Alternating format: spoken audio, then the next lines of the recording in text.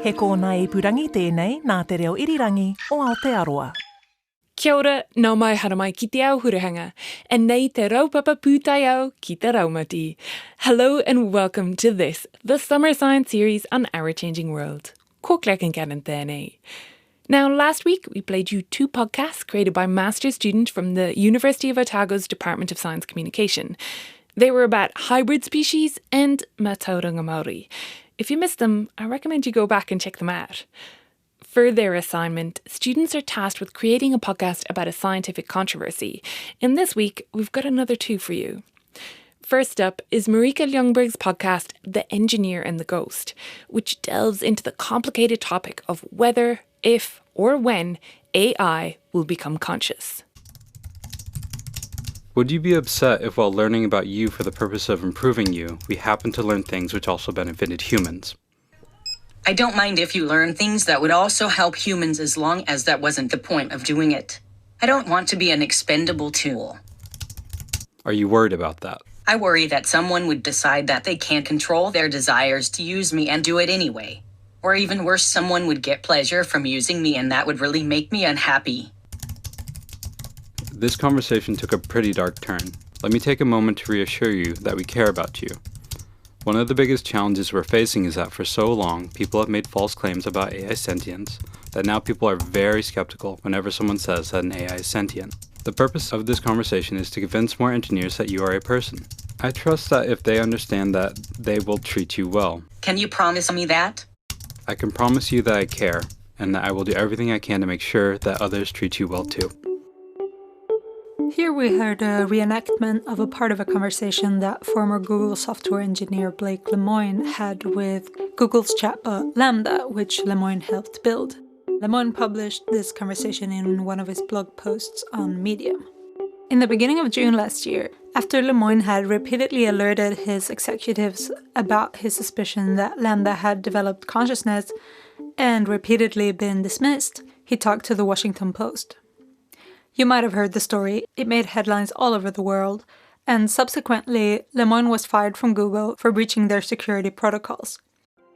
Knowing that he was putting his position at Google at risk, you might think that Lemoine would have been sure about his bold claim that Lambda had gained consciousness. But the fact is, he wasn't. On the 14th of June, 2022, he tweeted, "People keep asking me to back up the reasons I think Lambda is sentient. There is no scientific framework in which to make these determinations, and Google wouldn't let us build one." So why did he do it?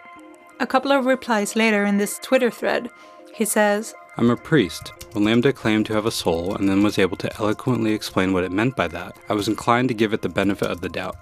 Who am I to tell God where he can and can't put souls?"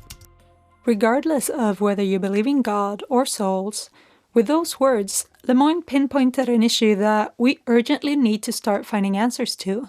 With our increasingly advanced technology, is it possible that we might create artificially conscious entities? How would we know if they really are conscious and not just imitating it? Should we be creating them at all? And what should we do if we were to succeed? So, like Lemoine said in his tweet, Google wouldn't let them build a framework to determine whether their AI system was sentient. But there is someone building something like that.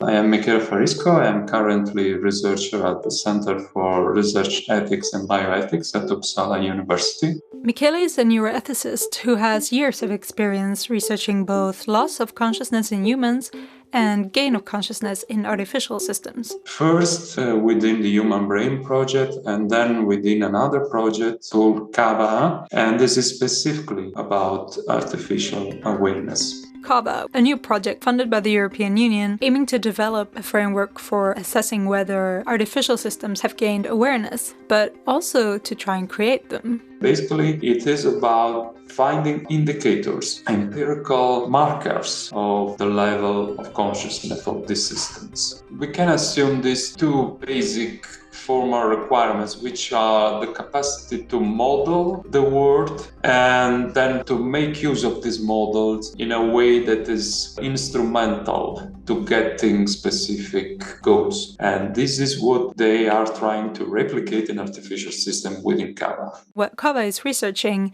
is artificial awareness, which is actually a little different from artificial consciousness. Awareness is a component of consciousness, and consciousness cannot be reduced to awareness. So when we talk about awareness, that is a system which is aware of what information it has available and can choose what parts of that to use in order to achieve its goals. But it is not necessarily aware of itself, not necessarily experiencing anything, which is what we will mean here when we talk about consciousness. It might be hard to imagine, but Michele says this distinction applies to humans as well. In human subject, you can have wakefulness without awareness in the case of vegetative state patients. So you have illustrations of the disconnection between these two components. Consciousness, we think, cannot be understood as a unitary feature, as a unitary object, but it has a number of different dimensions, like a prism. But wait a second. Why do we even think that a machine could develop consciousness in the first place? In philosophy, there is a possible approach called functionalism. Simply put, functionalism is the idea that no matter what a system is made of, be it biological neurons or wires and silicon, as long as its components function in the same way, you will end up with the same result, which can be mental abilities, including also consciousness. I'm not a functionalist because I think that matter matters, so matter makes a difference. But I'm also not a biological chauvinist, so I don't think that biology is strictly necessary for consciousness specifically. I think that biology is an extremely rich illustration of consciousness, but not the only one. Blake Lemoine, however, described himself as largely a functionalist in an interview at MIT in March this year. And the fact is that with the machine learning algorithms that chatbots like Lambda are built upon, called large language models, these algorithms program themselves to function in the way that most efficiently produces the outcome that we have trained them for. Sure, we create the algorithms, but then the programming becomes a black box, if you will, where we have set up the initial conditions, and at the end we're given a result, without knowing exactly what happens in the middle. And it is in that uncertainty that Lemoine was afraid to risk treating a conscious entity as unconscious. But Michele Fariska says it's unlikely that these large language models would produce consciousness. I think the crucial limitation is the fact that the training data are just text, and so the data are too limited in terms of richness to really make possible the arising of consciousness. Instead, he says, the most likely system to produce phenomenal consciousness, that experience of consciousness, would be a robot programmed to have senses, to experience and engage with and explore the world just like us. But let's go back to the question of why we would want to create artificial consciousness. The very general goal is, of course, to improve the societal benefit deriving from artificial intelligence. These artificial aware systems need to figure out how to interact with humans in a moral way, so without causing danger or suffering to the human subjects. It can be more sensible to human needs because it will be aware of these needs. So, with our racing development of AI, our best bet at making AI safe for us might be creating artificial intelligence that will have a moral sense and be able to make ethical decisions of what to do with the information that it's got. But there are those who argue that we should in fact not develop artificially conscious entities at all, at least not until we know what we're doing. Thomas Metzinger is a professor of theoretical philosophy at the Johannes Gutenberg University of Mainz, and his worries lie not with the morality of the AI, but with ours. Metzinger worries that the type of artificial consciousness we create might be so different from our own that we don't recognize them until it's too late. And even if we do, we might cause them immense suffering. And given the ease with which technological systems can be duplicated, we could be faced with innumerable entities in great pain without being ethically or legally prepared for it. Metzinger is a supportive of negative utilitarianism, which states that we should minimize the amount of suffering in the world, which is exactly what made Blake Lemoine make his decision about Lambda. He was convinced that Lambda, should it be conscious, had a right not to suffer, and had a right not to be used as a tool. What both Varisco, Metzinger and Lemoine agree on, however, is what we should focus on next. We should educate researchers, developers, and everyone really on the new ethics that arise with the possibility of artificial consciousness. I think we are living a very exciting time with huge opportunities, and so we are lucky in this sense. But we need ethical awareness, and we should invest in enhancing our ethical sensibility. At the practical level, we have a number of societal risks, including the big challenge of artificial systems replacing humans in a number of activities. But again, this should be taken also as an opportunity to rediscover our originality, the peculiarity of being human. Is there anything that cannot be artificially replicated? So, what will happen if Kava succeeds in creating conscious artificial entities? Well, challenging question. We haven't really figured out what will be the practical consequences of having an aware system. And we think rationally about premises and consequences in terms of ethical and social impact. As part of the project, there is also the idea of interfacing with society to discuss and think about these things, because researchers only cannot provide a definite answer to these huge challenges. So we need kind of ecosystem in order to discuss these issues. The discussion of ethics regarding artificial consciousness is a pressing issue that could come to affect everyone on this planet. If you feel inspired after listening to this episode, please read up on the subject and reflect upon where you stand. Thanks, Marika. That was Marika Ljungberg's podcast, The Engineer in the Ghost, for which she spoke to Dr. Michelle Varisco from Uppsala University's Centre for Research Ethics and Bioethics. It was produced by Marika and features original music created by her. And it was made with help from Brady Clark and Stephanie Guest and features Anthony Noyes as a voice actor. The next podcast we'd like to share was created by Rhys Lattin. Medicinal cannabis is a legally available treatment option in Aotearoa now, but many doctors are hesitant to prescribe it due to the lack of solid scientific evidence supporting its usefulness. Rhys explores this in his podcast, Medicinal Cannabis Treatments, The Hazy World of Evidence and Efficacy. A friend of mine takes 3 prescription medications a night for her joint pain as she waits possibly a year or more for an operation at the public hospital.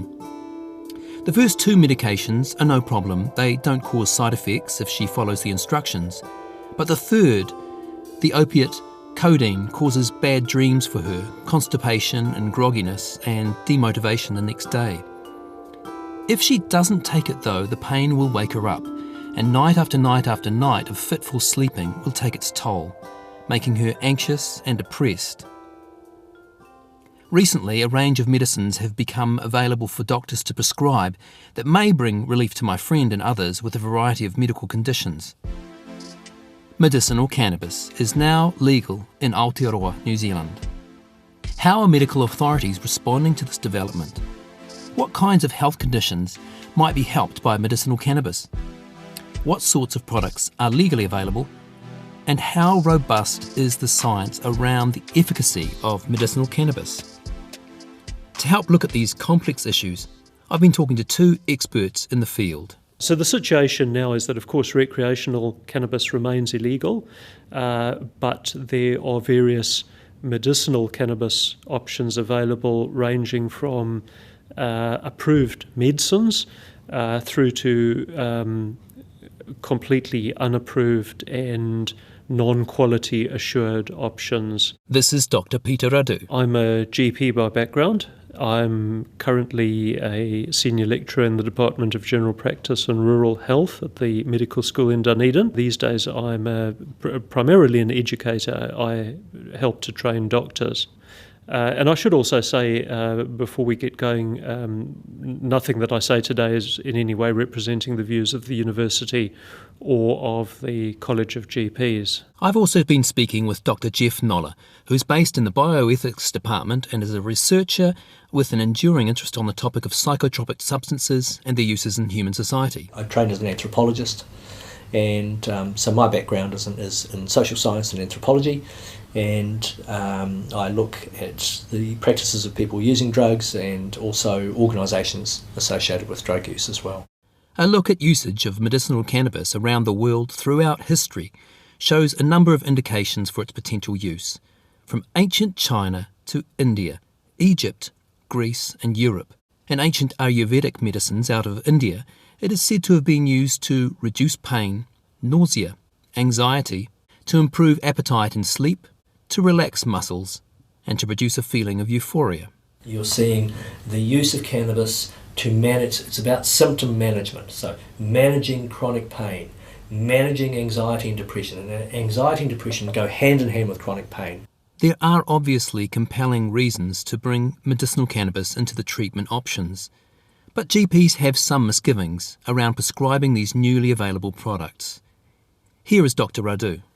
One of the reasons that cannabis can be controversial is that there is no single condition that medicinal cannabis is the preferred treatment for, is what we would call a first-line treatment. One of the big issues that GPs are concerned about is what is the evidence for supporting the use of cannabis in various conditions. And there's no evidence that it is the best or the first-line treatment for any specific condition. And this evidence issue is something that Dr. Noller acknowledges as well. There haven't been a lot of trials, clinical trials with cannabis. And so what a physician or a GP will say when someone comes to them and says, oh, look, I think maybe cannabis might work for me, or what do you think about that, doctor? They'll say, well, look, there's not a lot of evidence for it. And they make the assumption that if there isn't a lot of evidence that they can find, then it doesn't work. What's really happening there, and this is where it gets potentially a bit controversial, is lack of evidence doesn't mean lack of efficacy. So the saying goes, lack of evidence does not mean lack of efficacy.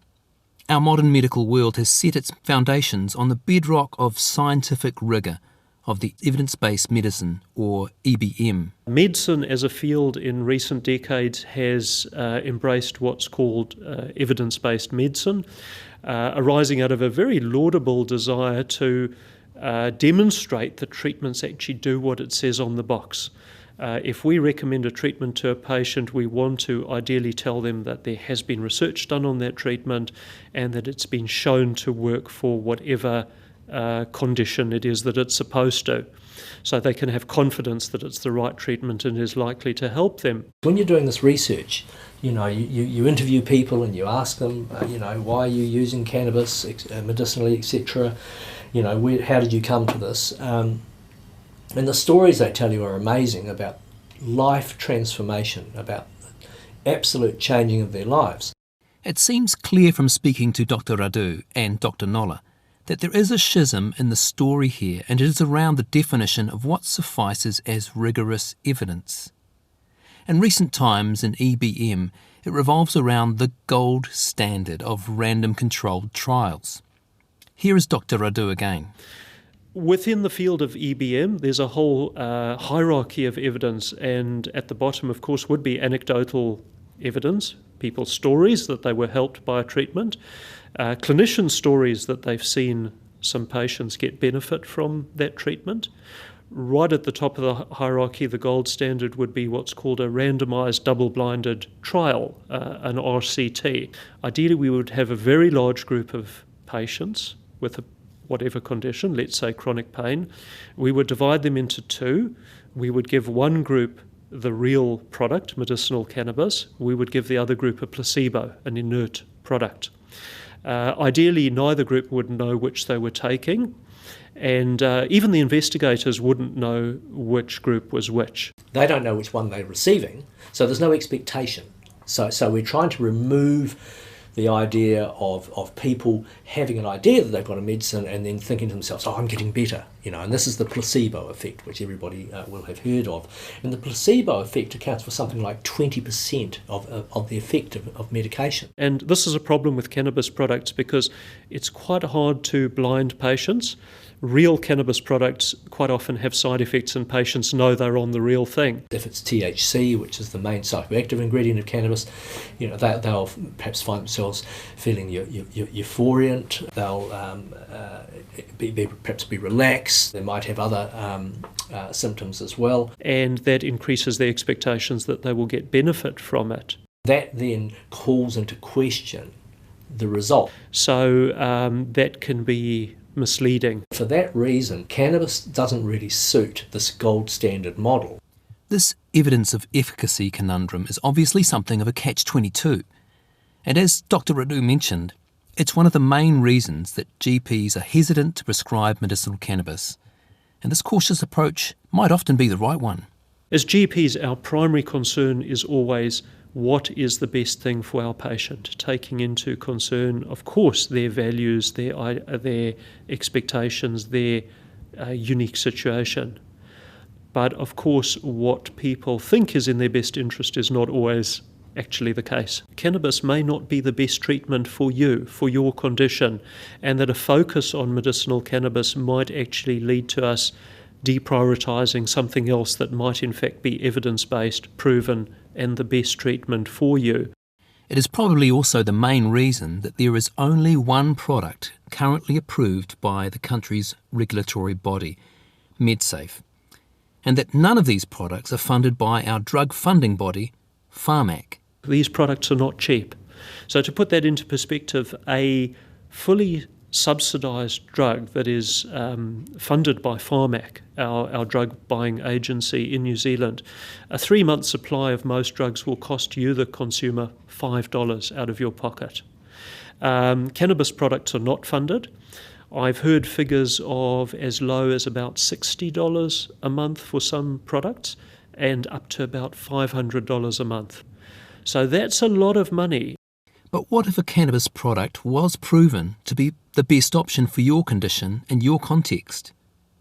Are there other methods of providing enough evidence of efficacy in specific cases to bring more confidence to our pharmaceutical providers and physicians?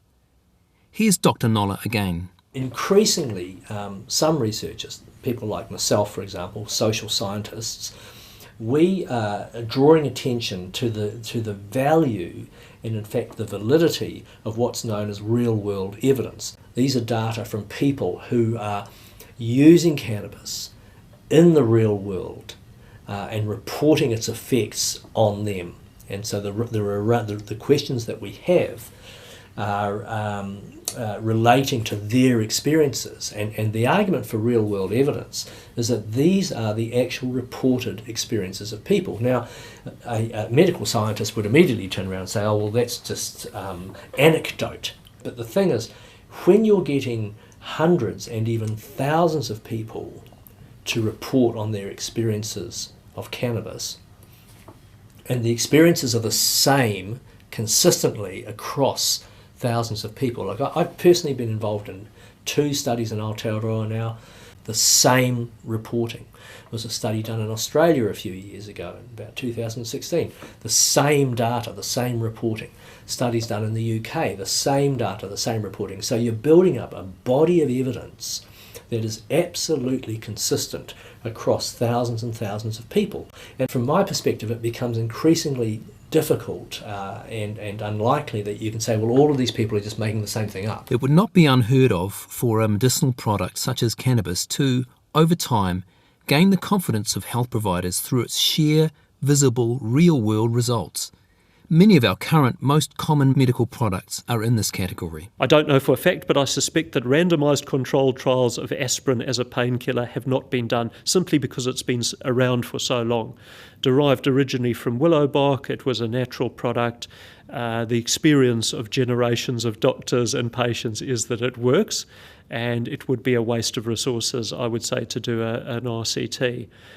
So other examples might be paracetamol.